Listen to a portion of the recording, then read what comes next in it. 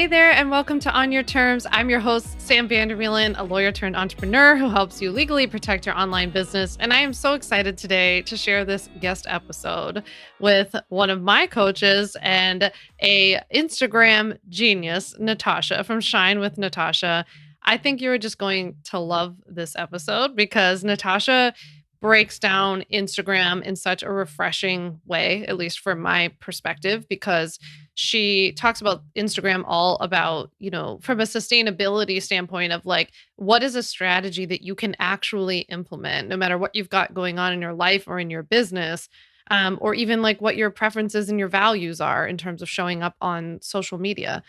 And she also gave such great tips for people about like, what do you do if you're just starting out? What do you do if you're not seeing growth? What do you do when you feel really overwhelmed by all of the different features and what we call surfaces? You'll hear us talk a lot about in this episode, surfaces. What we're talking about when we say that are like on Instagram, surfaces are stories, lives, feed posts, reels, all of that kind of stuff. So she really goes over all of it. She even talks about content batching, how to create like a sustainable content batching system and your Instagram bio and her 3-part follower journey, which I just thought was chef's kiss gold. I think you're going to love it. So I am just so excited for you to listen to this episode. Before we get into my introduction of Natasha and then getting into this episode, I just have to thank the reviewer of the week, abbyfitzzz on Apple Podcasts. Abby said about the podcast, "Thank you, Sam. I love this podcast. Sam provides so much value with each episode, and I love that she speaks on a variety of topics from tangible legal/business tips to mindset. Her takes are unique and refreshing because she's down to earth and she makes it feel like I'm listening to a friend that knows exactly what I'm going through. I look forward to listening every time she puts out a new episode." Thanks, Sam. Well, thank you, Abby Fitz. I really appreciate you leaving that review of my podcast, and I so appreciate you listening each week. If you want to be the reviewer of the week, or if you want to enter to win a $20 Starbucks gift card, because I pick a new winner every single month, you're going to want to head over to Apple Podcasts and leave a review of my podcast on your terms. It only takes a sec, and you could win a $20 Starbucks gift card or a shout out on a future episode. With that, I am so excited to introduce to you Natasha of Shine with Natasha. Natasha is the host of the Shine Online podcast and an Instagram strategist that helps small businesses shine online. Through intensive strategy days, digital resources, and education, Natasha helps you build your brand on the gram with a video strategy that is fulfilling and fun without the overwhelm. I'm so excited for you to listen to this episode. Make sure you listen all the way through because she's also got an epic freebie for you at the end of a free video series for you. And I would also love if you send me a DM on Instagram at Sam Vander Wielen. Let me know what you thought about this episode. What was your number one takeaway? I know Natasha will love to hear from you as well if you found her through the podcast. But I'd really love to know if this was helpful for you. And even if you're going to go off and implement a new Instagram strategy from it, I love hearing from you about that. So with that, let's get into my very fun Instagram convo with Natasha. Hey, Natasha, and welcome to On Your Terms. Thanks for having me, Sam. I'm excited. Oh, I'm so excited for you to be here. I'm just so excited for everybody to have the opportunity to listen to you and to be taught by you. For full disclosure, I am one of Natasha's clients and I learned so much from her, and she's my go-to for learning all about Instagram. So I'm really excited to dive in with you today. Yeah, and you're killing it on Instagram. I love seeing all your content. So yeah, I can't wait to talk about all things Instagram. I know, right? Yeah, but hey, my tax was real from yesterday. I was doing good. I was like, I was laughing about that. I was like, of course, I don't even do anything about that, but that as well. Right. Yeah, it's fine. It's all value. So I was thinking it would be helpful for you to just share a little bit with everybody about who you are, how you got here, and how you work with people now. Definitely. Yeah. So my name's Natasha of Shine with Natasha. I'm an Instagram strategist now, which takes route in a lot of different ways, education, programs, speaking, content creation. And I started my business while I was still in college, kind of feeling lost, confused, what's next.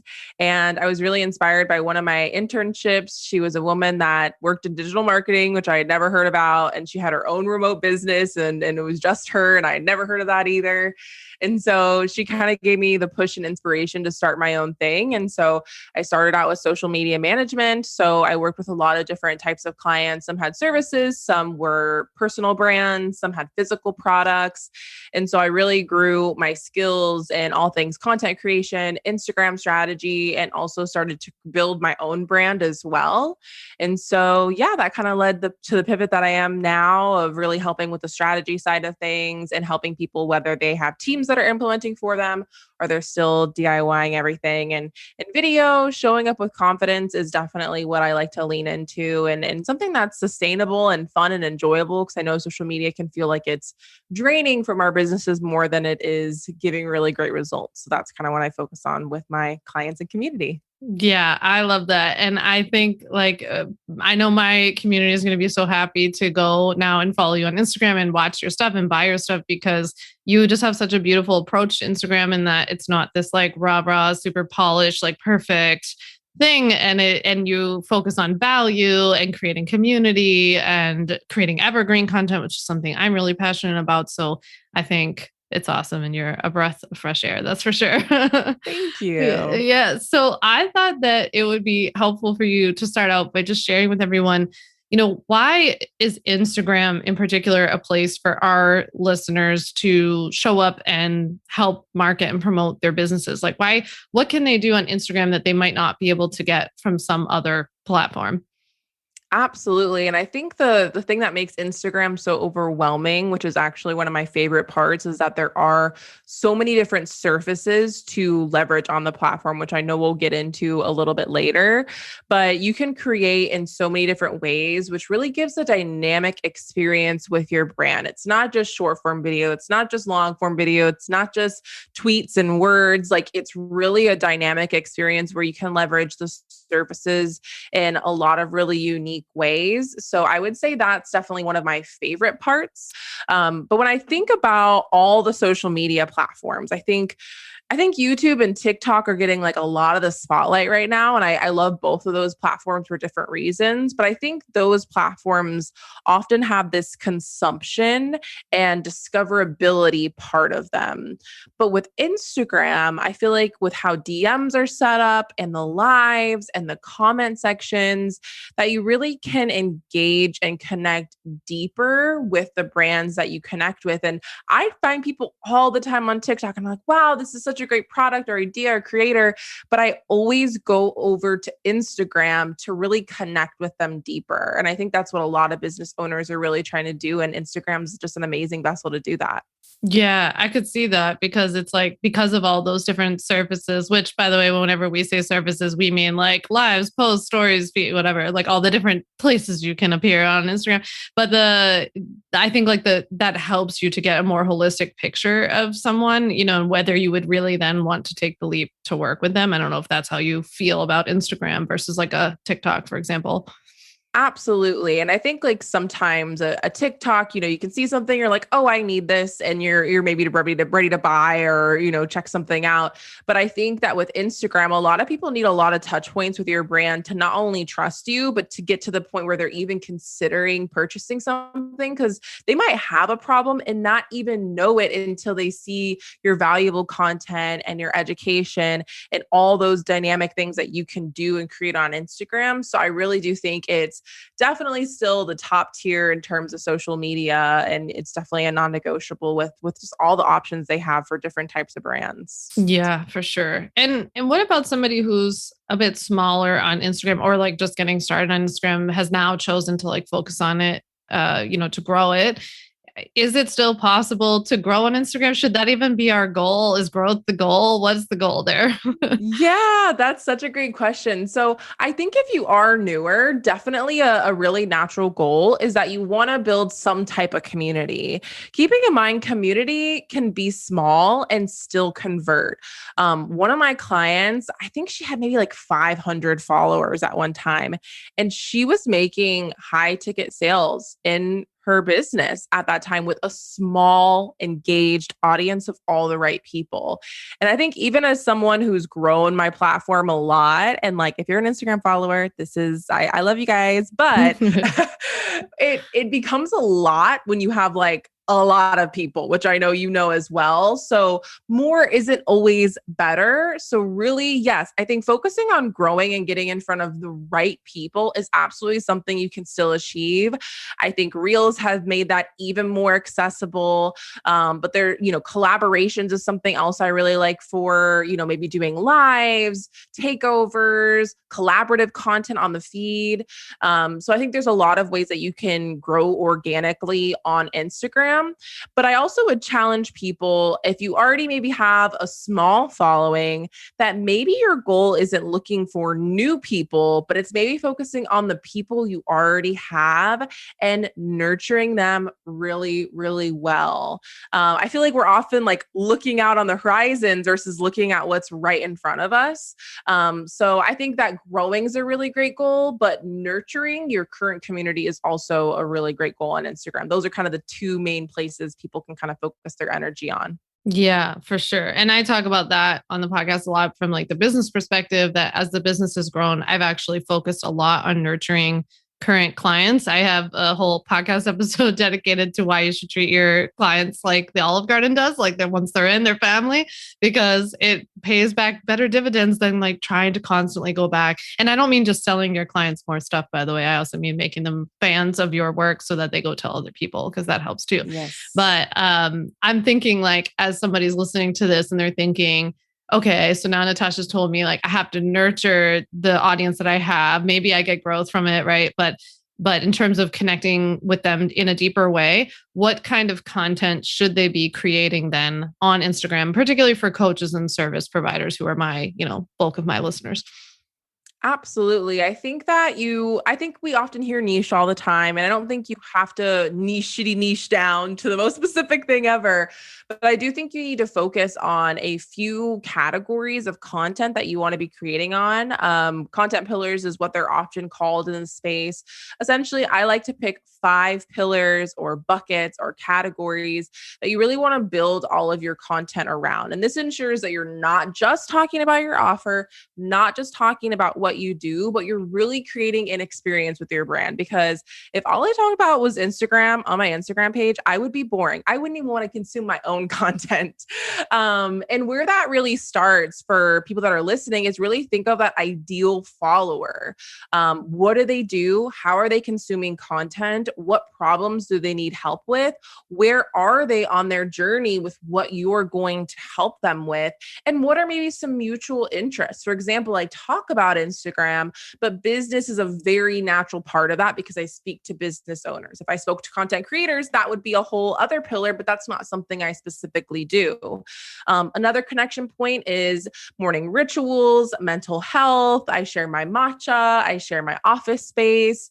All of those are things that I have intentionally chosen to share, which also kind of gives you that permission that you don't need to share everything, right? It's about choosing the very specific intentional things that you want to share that essentially create your brand. So if we kind of look at your 5 content pillars, there's probably going to be 2, maybe 3 that are the most obvious ones. They're like your expertise.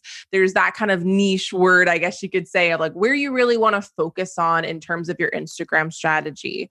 And to my best ability, you really want to think about how you can get really specific because, for example, there's so many people that do Instagram, but I focus on video and I focus on sustainable content creation and really figure out what are the things you want to lean into to really promote your own values and methodologies and processes really clearly in your content. And then from there, you're going to add in those maybe shoulder industry things. Maybe it's like for me, Instagram and business or Instagram and email. So figuring out what that maybe related topic is. And then chances are you probably have like a little personal bucket. That's where you'll add those little connection points. So that's kind of what I like to think about. There's not just like one thing. It's kind of like an array of things that creates a really fun experience for your brand. And I feel like it also makes it where you don't feel limited to only talk about one thing. Yeah, which is really freeing. And I know a lot of people want that. I call this the umbrella content method, where like your main pillar is like the handle. And then you have these little spokes that are like related, but they're like branches off of what you do. And that's very helpful because I, as well as Natasha, would be bored out of my mind if I talked about legal stuff all day long, which is why I did a taxes thing yesterday. So like, I just like to talk about other things, but Yeah, all with like, I guess that with that ideal customer in mind, right? Of like, how else is this Definitely. helpful and relevant to them? Yeah. Yes. One thing that I tend to hear a lot, especially like from my customers, is that they like to, I have kind of people in two camps. So they like to, on the one hand, post a lot of the personal content. So more of the matcha morning ritual, that Yeah. kind of stuff content. But then when it comes to creating the like, here are 3 steps to whatever, people don't want to do that quite as much. On the flip side, I also have people in my community who will say, I just don't want to show up personally. Like, I don't want it to be about me. I want it to be about my work. And they sometimes won't even have a picture of themselves on their Instagram. I have pretty strong opinions about, and I've talked about it with them about like how well maybe you can do on a platform like that. But I'd be so curious what some of your thoughts and opinions are for people in both of those camps. Definitely. And I think it's about meeting in the middle for both of those because on social media, more and more people are just wanting to connect with other people. And I think that's where bigger brands either completely miss the mark or they do it just right, of understanding that their team, their community, their founders need to be on social media. I need to know who I'm investing in, who else is a part of that community, who else is using or wearing or featuring that product. So I think we need to think about it in the same way, especially as coaches and service providers. What makes you you is what makes you different from someone hiring the other person. And that's like in a really good way, right? Of like, if someone doesn't like a casual vibe, if maybe like really hate yellow, like all those different types of things might mean we might not vibe on a one-on-one, or you might not like my programs. So while that might feel like you're repelling a lot of people by leaning into those things that make you different, it's actually what will attract all of the right people. So yeah, I think like you have to have that personal connection point and you have to have those here and there. And there's a lot of ways to do that where you don't always feel like you're having to share your family, your kids, your home. There's a lot of ways to make very, very clear boundaries on that. But we definitely want to make sure that we're really being strategic with how we're positioning ourselves as experts, whether it's showing what you're doing, it's featuring your clients and your case studies and testimonials, or if it's literally teaching. I think it can be a variety of ways. I think people often think like teaching and showing up has to be really structured, but it could just be inspiring. Or maybe like I know one of my clients loves to rant and give unpopular opinions. So that's like her favorite way to coach and show her own coaching style. So I think when we really tap into how we work with our clients and how we want our brand to feel, you can kind of see of like, oh, it's like a little bit of me and then it's like a little of my business. And that's kind of how you like meet in the middle there. Yeah, that makes a lot of sense. And it feels like you're giving them like a preview of what it's going to be like to work with you. So if they're not going to like what they see there, they're probably not going to like your product. So you wouldn't, we don't need people just hanging around on Instagram who don't either like us or never intend to work with us, So I think that's super helpful. So I think it's so helpful that you talked about the content pillars or buckets, whatever we all want to call it, and how to kind of divide that up, not make them all 5 of them matcha morning routines as much as we all want to. It's a lot more fun to create, unless you're like a lifestyle influencer, I suppose. But so if you were taking these content buckets, I think one thing that can be intimidating about Instagram and also kind of surely shiny squirrel syndrome-esque is like the fact that there are so many surfaces, right? So if you're sitting there with your 5 content pillars, then being like, wait, so should I do like real, live, post, blah, blah, blah? Could you help them understand how does somebody who's now going to go at it with a strategy to take those content pillars and apply it to some sort of schedule and like picking which surfaces work for them? Absolutely. So I really like to recommend with your content pillars, most of them are probably going to go on a lot of different surfaces. But one, maybe your more personal one, might only go on a platform like stories. So kind of think of it that way. They don't all have to go on every surface. One might be only for one specifically. But how I like to think of it, I think what will be helpful is to break down how I see all the surfaces. So I really think of stories as like the heart and soul of your Instagram account. This is where you're going to connect the deepest with your followers. And this is for the people that are wanting to get to know you and really see those behind the scenes types of elements. So that's where your more personal things are going to go. But I also think this is where those really strategic behind the scenes go, of you creating a new offer, you working in your business, you working in your programs, your offers, speaking, coaching. All of that is really important to show because it's kind of like built-in social proof, right? Like, I'm not just selling you on what I do. I am like actually actively doing it.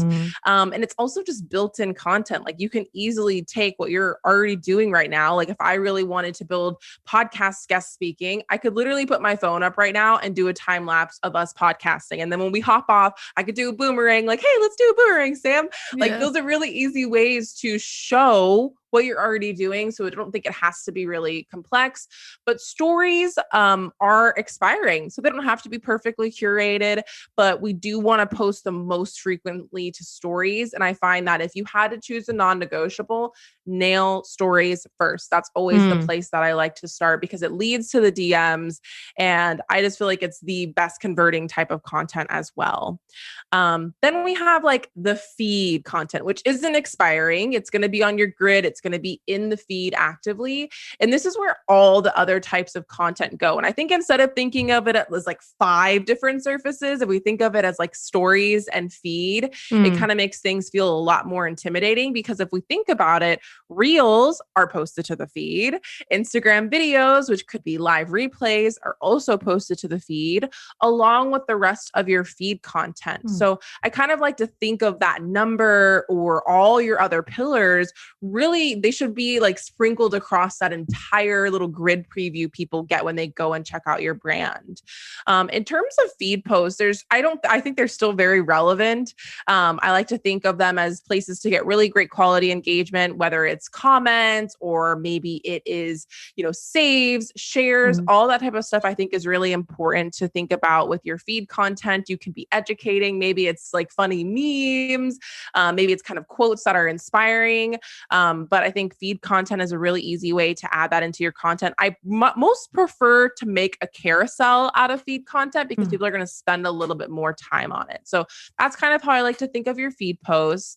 And then we have lives, which I personally love because they quite literally show what it's like to work with you, how your mannerisms are. It's unedited, which I know can feel really intimidating, but it also means you don't need to edit the video content, which is a bonus. And it kind of gives a little bit of a different feel and like more of a deeper connection with like collaborating with other people if you want to go live with other people, or with just deeper connecting with the people that are actually on live with you. And it's a 2-in-1 because then it becomes an Instagram video.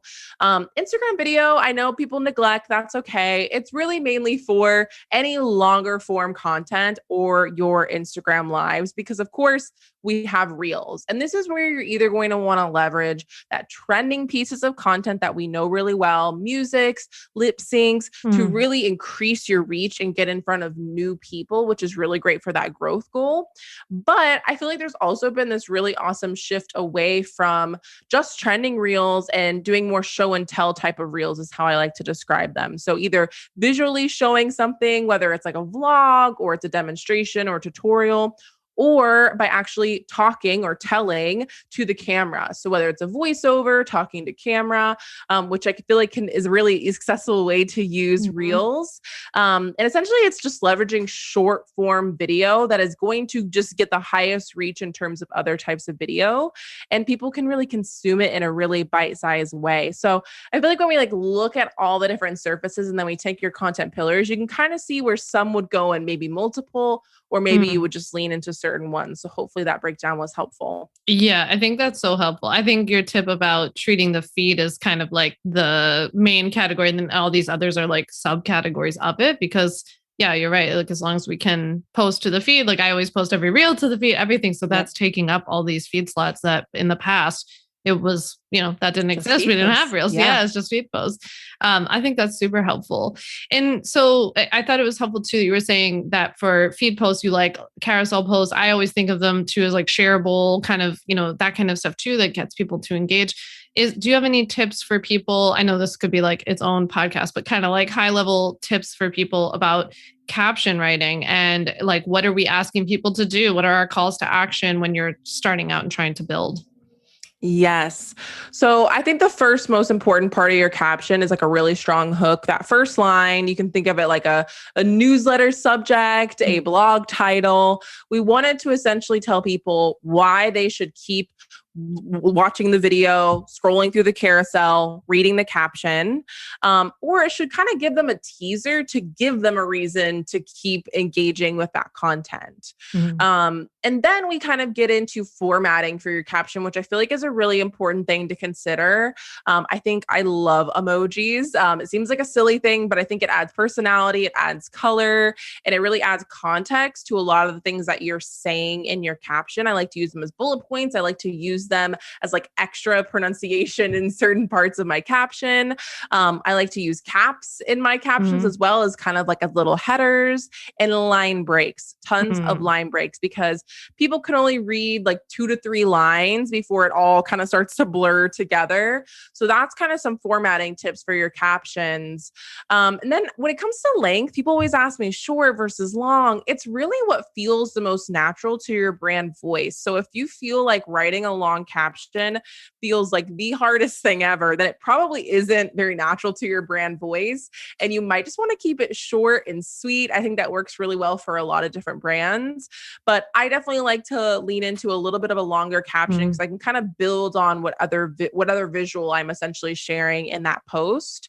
And then I always like to add some type of call to action. And a call to action can be to go to a link in bio to buy, subscribe, opt in. Like it can be something that's very strategic, but it also can just be that little nudge people need to actually engage. Because I often find if people think they're not getting enough engagement on their posts, it's because either visually or with the actual context of the content, they're not really giving enough for people to want to engage with, which might just mean you need to tap into your ideal follower a little bit more. But for the most part, it might mean that you're just not asking for the engagement that you essentially want. So kind of understanding what feels like the easiest type of engagement. Like we want to make it really easy. We don't want them to think and type too hard because then they just won't do it. So we really want to focus on what's easy and accessible, but also what makes sense for that content, right? Like don't just tell someone to save a piece of content if it's not something that they would actually reference later, something that's really robust that maybe they need to take action on. But if it's something where you're leaning into unpopular opinions or something that might have follow-up questions, absolutely prompt and remind them to comment. Whenever I look at my content that has the highest engagement for those specific metrics, it's because I focused on that specific metric and I asked for the engagement. And I really consistently do that even when I didn't get that type of engagement. So that would definitely be my caption tips for everyone. Yeah, that's really, really helpful. And I know you were talking a lot about on stories today about, the kind of matching the type of engagement with the type of content. And I think that makes a lot of sense because at least like when I was coming up in online business, it was always this like drop an emoji in the comments, like blah, blah, blah. It was kind of these like random pieces of engagement that was like, why are they dropping an emoji for what? Like, what are they getting from this? Right. So I think that was really making sense to me today. I was also thinking, so your episode is airing before we have an interview coming up with Katie Steckley about YouTube and podcasts. And I was thinking about how this would be helpful to pair with like, what about being on Instagram and you have a podcast like you and I do, or a YouTube channel like you and I do, and because we do all the things, but how do we show up on Instagram to let people know about that? Or should we even be using Instagram to drive people to those other platforms? Yeah, I think it absolutely depends on your goal and kind of like where your main hub is.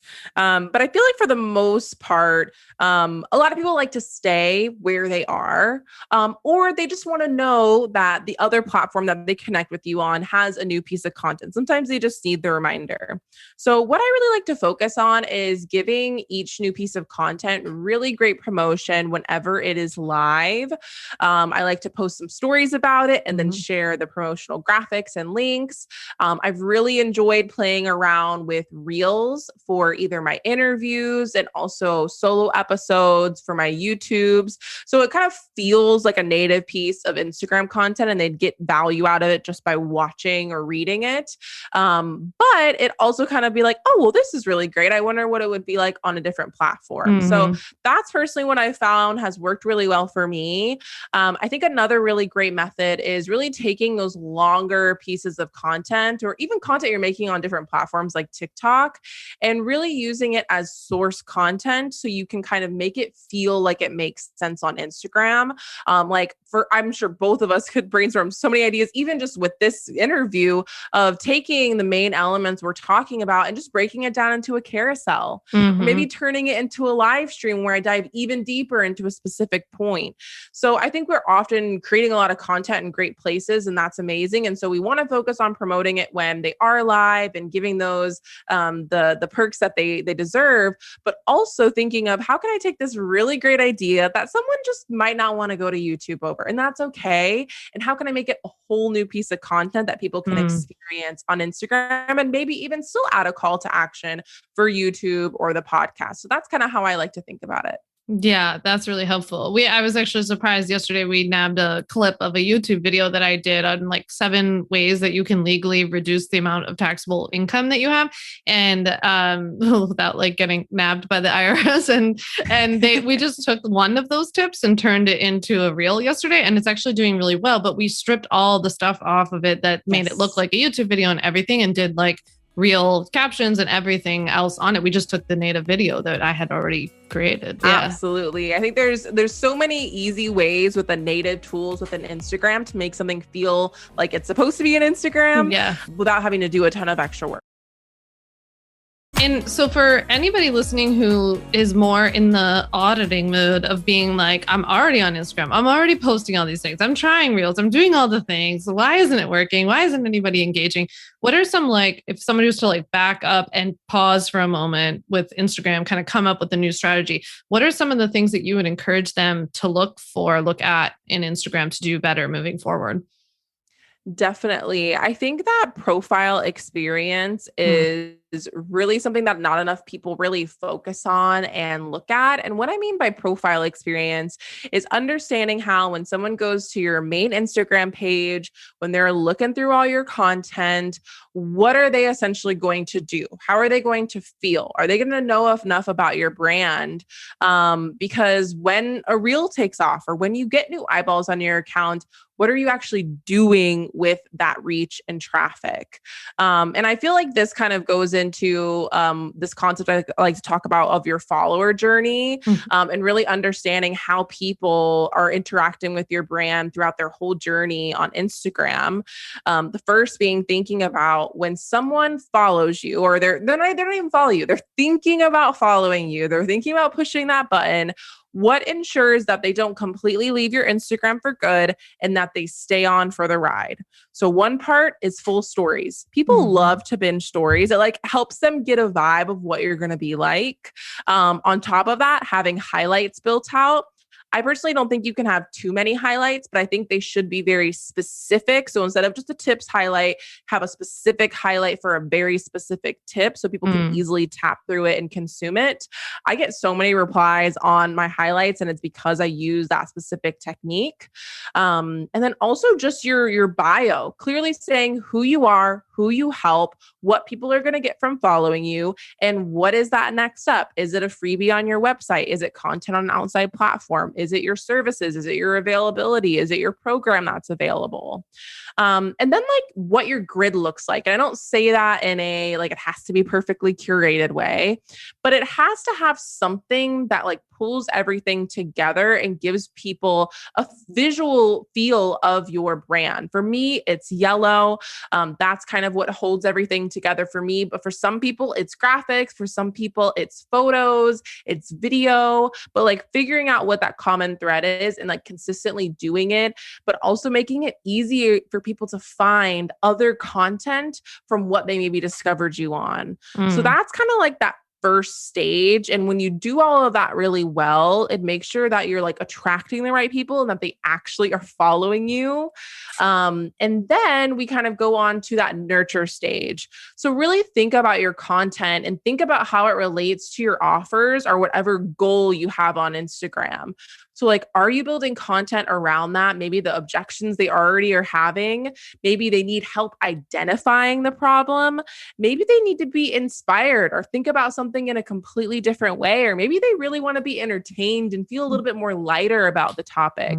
I think knowing that person that you're serving on Instagram and nurturing them really, really well means you don't even need to directly pitch to them for them to be ready to buy from you, which might take 2 weeks. It might take literally 2 years. You never know how long it might take for that person to convert. And maybe they never convert, but they send your Instagram profile to someone else, right? And then, of course, we have like that last stage, which is where someone, maybe you're launching, maybe you have like a funnel you want people to go into, or maybe you have an offer that's evergreen, like a one-on-one session. And essentially people going like, okay, I'm warm, I'm ready. I know I want to work with this person. Is it easy for them to actually purchase from you? Like, is it linked in your link in bio? Do you have that call to action really clearly in your bio? Do you even have, for the people that need an extra little bit of lurking, do you have a highlight that highlights your client testimonials or what's included in your offer? I can't tell you the amount of times where I've gone to want to buy from someone and I'm like, do they even sell something? Like, I don't even know like where it is. So we like can't forget about that last step. So I feel like those are really, hopefully really easy changes people can make, whether they're maybe already nailed the first stage, but really thinking of that whole journey. So you can kind of check all the boxes and really have your Instagram profile and content optimized.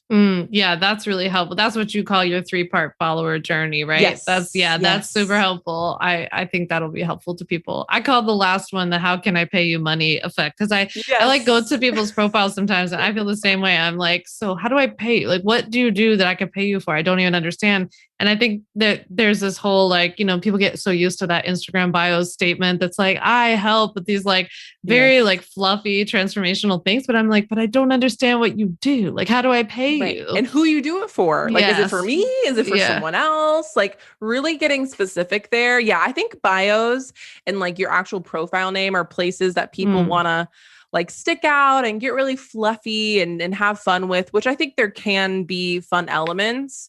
But I think we really need to focus on the important things because you only have so little space. Yes. And please, for the love of all things, put your first name in it. I can't stand. Sometimes people send me messages and I want to go thank them, or I always use people's names. No clue what their name is. And I go and I'm like, how are we still having this conversation? I'm like, please put your name there. I don't know. Yes. And it's not in their handle. It's not like that. Yeah. But yeah, it's just like, that's funny. You can easily tackle that one today after listening to this. Yeah, exactly. So I think that it would also be helpful for you to share a little bit. You do so great with batching content, which I think speaks so much to your like core value of sustainability and like not doing what we're talking about for a week, but like actually committing to this for a while and seeing how it goes. So what are some tips that you would give to people about batching? Definitely.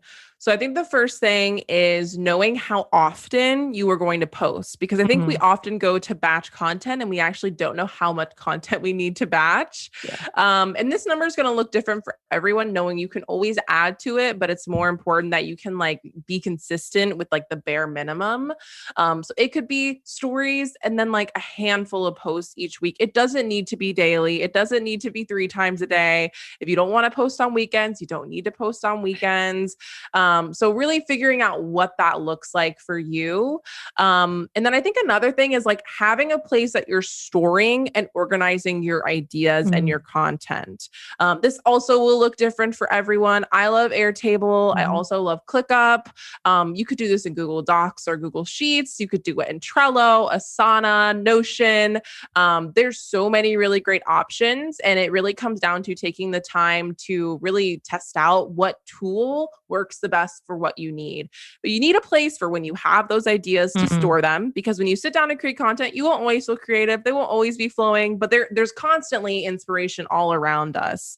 So we need to make sure that we're actively storing it. And then a place that we're organizing. I love to outline my content of like, what am I saying in my lives? What am I saying in my reels? So just having a hub for at least those two things is really going to help you batch. And then definitely just making the space and time to do it for yourself, especially for like fellow like content creators and social media managers. It's so easy to do this for like your clients and brands you're partnering with and all those things, and like forget to do it for yourself.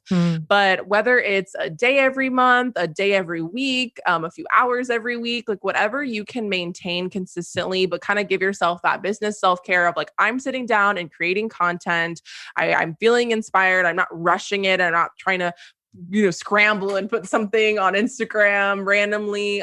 Really helps you not only be more strategic because you're seeing all your content as a whole, but at least get a week ahead. That's probably like my final tip is like knowing that batching doesn't have to mean batching 60 days of content because some people's brains just don't work like that. It could be a week of content and that still would free you up so much time and energy. So yeah, hopefully those tips will help when people are wanting to batch and prep their content. That is really helpful. And I think it's helpful to hear that it's not so black and white of like, you have to batch like 800 months, ahead of time. And I tend to be somebody who's like, I get inspired. But to Natasha's point, I also keep like a running list of ideas in Asana, and I actually break them out by category. So I have like a ideas section for YouTube videos or for Instagram or for my email list of like emails I want to send.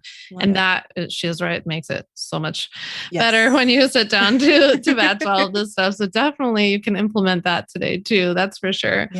Yeah. And so I was thinking that, as somebody was listening to this, they might think like, are we supposed to be kind of constantly reiterating on Instagram? Should we implement, like if somebody was to walk away from this episode, even you've given them so many good tips that someone could implement a strategy from what you've shared today. Should they like try that and stick to it for a certain period of time? Or should they, and if not, like what should they be looking at over that period of time to adjust? Definitely. So it starts back to that goal you have. Is it growing? Is it nurturing? And then giving your strategy a little bit of time, at least 2 solid months, if not 3 would be ideal. So just like give it time, because sometimes new things really takes time for you to get the data that you need, and also for Instagram and your own audience to kind of adapt to that change. So definitely give it a good amount of time, and then just go inside Instagram and look at your insights and analyze. Like put on your marketing hat, even if you've never put one on. And just start to ask questions. That's how I like to analyze my content.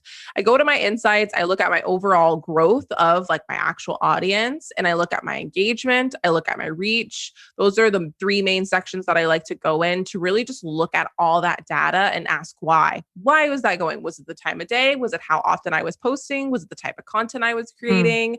Was it the change that I implemented? And kind of see how things are looking. And then I also like to go into individual pieces of content as well and look at those insights and see those exact metrics and ask all those questions. Because it could be that Instagram was rolling out a really big update and your engagement was low, because that is absolutely what happens. It happened to me last week. Literally, stories views were in the dumps because they were rolling out story likes, and that's just how it rolls. My story views are back to normal.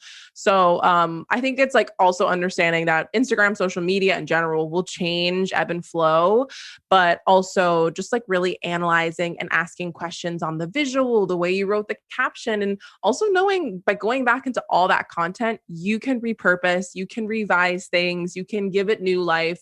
Doesn't mean you posted it and now it's like wasted down the drain. Get in the habit of not only reviewing, but also retrying things, because it might work better the second time.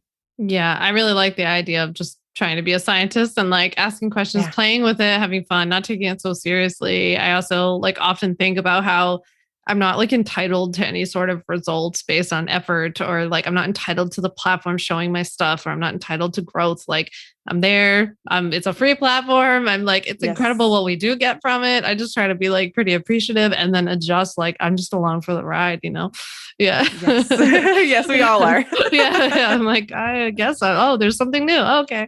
Yeah. It's like every day, but I guess to that effect too, like, do you have any tips for people on burnout on Instagram in particular? Yeah, I think that taking a break is always healthy, and it could be for a long weekend. It could be for a decent amount of time. But I think that taking breaks, ideally, we'd love to pre-plan our breaks and being like, hey, I'm going to be on vacation or I'm going to be outside of a launch. I want to take a few days off of Instagram, right? Like Mhm. pre-planned intentional breaks is ideal. So we can like work towards that, but just take some time off. Absolutely. Set some boundaries. I always like to say that Instagram should be within your office hours. So when Mhm. you log in and when you log off, try to keep your Instagram time between that and think about it like a task that you're doing in your business. If you would be doing it at all hours of the day, taking away from other things that are important, it might mean you just need to step back a little bit. And Mhm. also knowing you have a lot of control over your social media experience. You can unfollow, you can mute, you can block. There's so many ways that you can curate your space so you're consuming content, even though we don't want to consume too much. We're consuming content, but only content that feels really good and helpful for our ultimate goals and the connections we want to make on the app. So I feel like those things have been really helpful. And like the most actionable thing is like if you have an iPhone, or I know they have the same settings on Android, is like go in, look at your downtime settings, look at your do not disturb settings, your time limits. There's so many great things you can set up that will literally tell you to stop doing things on social media, which is always really helpful for me. So yeah, that's Yeah. definitely what I like to do. Do you have a time limit app set for Instagram? Yes, I have one set for Instagram for 2 hours and Yeah. TikTok for 30 minutes. That's a So good yeah. idea. Yeah. You Yeah. could go TikTok, down we need to have it low because if we go a past an rabbit hole. hour, it's yes, a rabbit hole. Yeah, that's what I hear from people. They're like, I just got pulled into TikTok for like hours. I'm like, oh my God, that's so funny. Yeah. Yeah. Yeah. Thank goodness for those controls, I suppose. Yeah. Well, so before we go today, too, you and I were talking before we hopped on. I think it would be really helpful for you just to share your insights or tips that you have on how we navigate social media as business owners in the midst of a crisis, a social justice movement, like the world feeling very heavy. And I know a lot of people are just not sure how to show up on social media. And I feel like no matter how somebody does show up, there tends to be like very strong opinions on both sides about how they're doing it wrong. So I would just love to hear your thoughts on that. Yeah, I think it kind of starts from a place of pausing, I think is the most important thing. And I think back to when I was a social media manager, that was the first thing I ever did. I didn't react, I didn't create a post, I didn't freak out. I really just paused, which meant quite literally pausing my content, Mhm. but also just like taking a step back to absorb what I needed to, but also to take a little bit of a mental break from it all. So I think because you never make your best decisions when you are stressed, emotional, and not in a good state anyway, which we don't want to be. We don't want to be reactive. And then I think what's so important is to like lean into what your brand values are, which very well might overlap with your personal values. Mhm. And know that whatever you feel and want to share is worth sharing, and that it is okay if you might need to take feedback from people and learn, Mhm. and that there isn't a perfect way to talk about anything, right? Like there's never going to be one perfect way in any situation, no matter what side of the cards you fall on. So I think accepting that, taking a stand, speaking up on something, pivoting something in lieu of what's happening in the world, is always better than not speaking up, Mhm. especially when it's aligned with something that feels like it's at your core values. But I really think that pausing and being just socially aware is so important.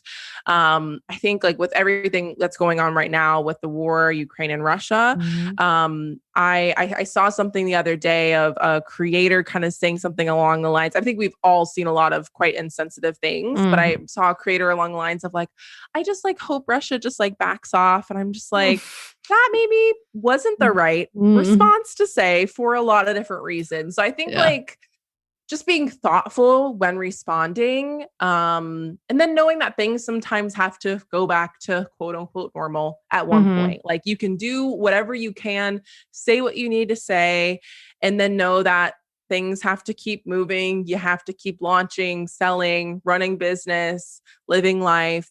So yeah, that's my like imperfect advice and take on it, because it's a weird situation to navigate for all of us. Yeah, for sure. I think the pausing is so helpful. And I think it's just helpful for you to share that there's not a perfect way. And it also feels like such a fine line and a balance of like you saying something and being socially aware and standing with your values, both personal and business, and also not shifting into like a political correspondent every time something's going on. Like I'm not looking to the people who I follow on Instagram who are like business coaches or like, I don't know, marketing experts, YouTube. I'm not looking to them and be like, so what's going on in the Ukraine?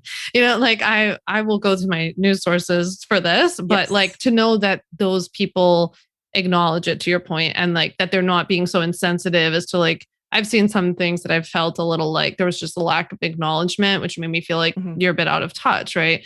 And that just then wouldn't align with me wanting to work with that person. It doesn't make them like a bad person. I just don't want to. Yeah, it's just not who I'd want to pay money, I suppose. Absolutely. Yeah. But I know like a lot of friends have shared that they feel this pressure to then like speak about it constantly, like to be like giving running updates or just sharing like tons of graphics to their story. You see at this time, like everybody just turns to resharing posts on stories, you know? Yeah. I think it just comes down to saying what you feel like you need to say about the situation, and then knowing that eventually you have to move on. And that, if you get negative feedback for whatever reason, that's okay. They're probably not a good fit for your community anyway. And I know it's hard to take and absorb, but it goes back to that. There's never a right way. I mean, even like, this is like a not as hard hitting issue, but I do a clothing rental because I'm a content creator. I do a lot of speaking, and I'm still figuring out my personal style. So it feels like one of the more sustainable options in terms of clothing, my personal choice.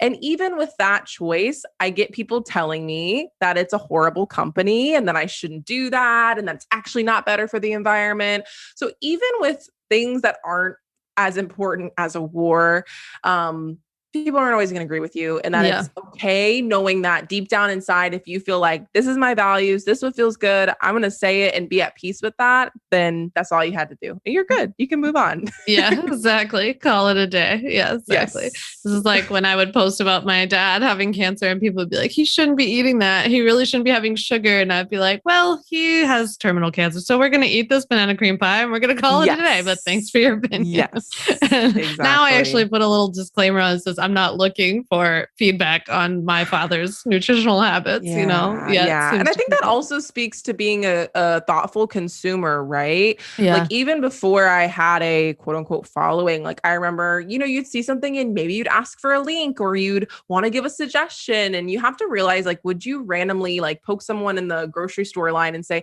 actually, you shouldn't be eating that? And people do that, which is a whole other thing. But when we shift how we think about it on Instagram, we realize that I even could be a better consumer in a lot of ways of how I reach out to people or how I message people. Because sometimes people feel like someone or feel like you're able to speak on something even from a great place, and that maybe we kind of just need to write the message and just delete it and then, just keep on tapping, keep on scrolling through. So I think it also speaks to that as well. Cause I think sometimes we don't even notice it, that we maybe could engage better as well. Yeah, for sure. That's really helpful. All right. Well, before we close out today, I have a couple of fun Q&As if you're up for it. Some would you rathers. Cool. So, would you rather read fiction or nonfiction? Fiction. Have you read anything lately that you've loved? Not anything that I've loved. Worth noting. I'm discovering some new shopping reads. For it. All right. Yeah. I highly recommend Black Cake. I'm reading it right now. It is so good. Yeah, it's real good. I highly recommend. Well, I think I know the answer to this one, but would you rather live at the beach, the mountains, or the desert? I'm going to say the mountains. I thought you were going to say beach for sure. Yeah. No, I can't imagine not living near the water, but there's something about the mountains. So that's more of a desire, you want what you don't have, I guess you could say. Yeah, you grew up around it, so you're used to it. So you could try something different now. Yeah. Has there been any place that you've been to that was like really mountainous that you loved? Oh, Washington State. Loved it. Oh my gosh. That's cool. want to move every day, but it's kind of on the whole other side of the country. That whole thing. Yeah. Yeah. I hear it's like crazy expensive too, but that's what and like very hard to find housing, but that's like everywhere now. Yes. Yeah. Well, I have to add an option to this one, but would you rather order coffee, tea, or in your case, matcha? Matcha. Yeah. I would say matcha. When I am drinking out though, I often will get a latte. I do love a good latte. You drink coffee? This is breaking news. I drink coffee, but I love an at-home matcha. So at-home matcha, out and about, a latte. What's your latte order? Like just like a plain latte? Or do you put anything milk latte? Yeah, just basic. Yeah. That's good. Yeah, that sounds good. This one's very controversial to everyone who's been on the podcast. Do you, when you cook, do you clean up as you go or clean up at the end? We should ask Marlon what I do. I try to clean up as I go. That is the intention. Yes. Whether or not that's always the end result is to be determined. Yes. All right. Tell Marlon he can submit his formal response to us, so we'll include it. And last but not least, would you rather hit up a fancy restaurant or the best food truck? Best food truck, easily. Oh yeah. So good. I know. Love it. Are there good ones in Florida that you like? Yes, we actually just went to a whole taco festival full of food trucks. That sounds amazing. Trucks. It was amazing. It was my dream.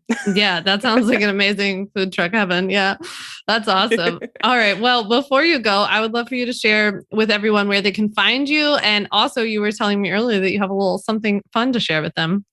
Yeah. So you definitely can find me over on Instagram at Shine with Natasha. I also have a podcast, the Shine Online Podcast.